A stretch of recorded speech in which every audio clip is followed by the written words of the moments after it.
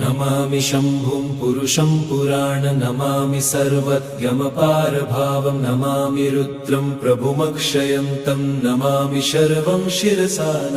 नमामि देवं परमव्ययम् उमापतिं लोकगुरुं नमामि दारिद्र्यविदारणं नमामि रोगापहरणं नमामि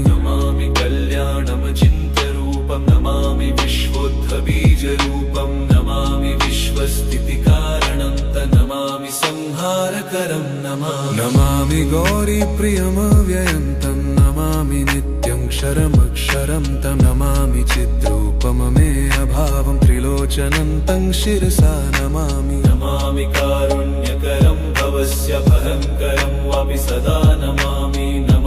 दातारं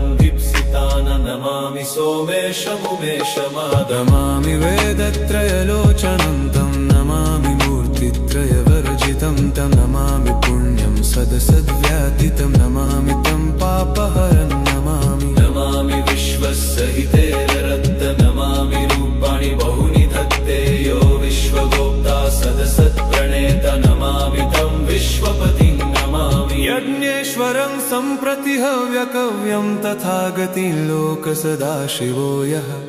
आराधितो यश्च ददाति सर्वा नमामि दानप्रियमिष्टदेवं नमामि सोमेश्वरं स्वतन्त्रम् उमापतिं तं विजयं नमामि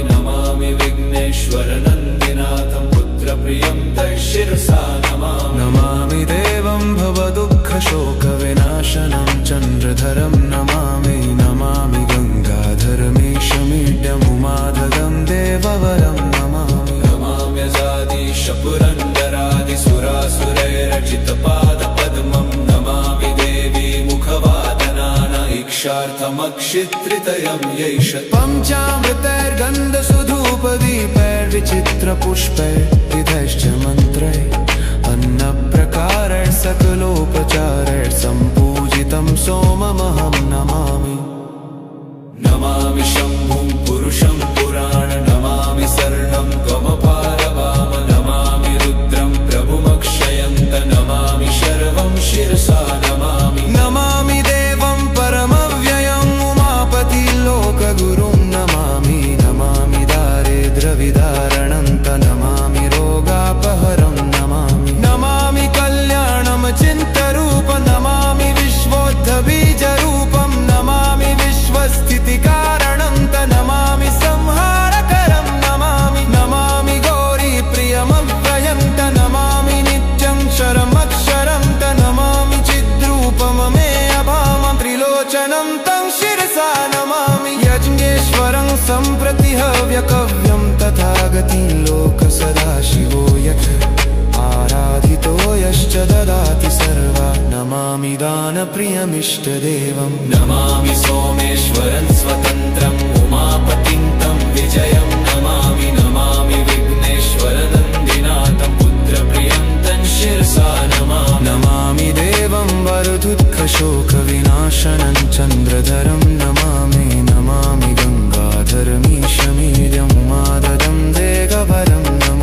नमामि कल्याणमचिन्त्यरूपं नमामि विश्वोद्भबीजरूपं नमामि विश्वस्थितिकारणं नमामि संहारकरं नमामि गौरीप्रियमव्ययं नमामि नित्यं क्षरमक्षरं नमामि चिद्रूपममीयभावं त्रिलोचनं तं शिरसा नमामि शम्नेश्वर सम्प्रति हव्यकवं ततिं कतिं लोकसदाशिवो यः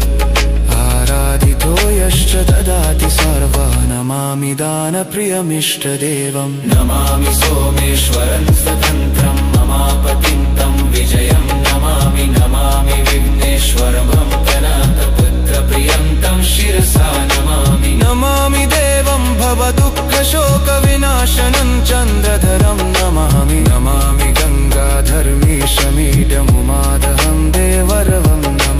नमाम्यजादीश पुरन्दरादिसुरासुरैरचितपादपद्मं नमामि देवी मुखवादनान इक्षार्थमक्षित्रितयं येष पञ्चामृतैर्गन्धसुधूपदीपैर्विचित्रपुष्पैर्विधैश्च मन्त्रैः अन्नप्रकारैः सकलो पूजितं सोममहं नमामि।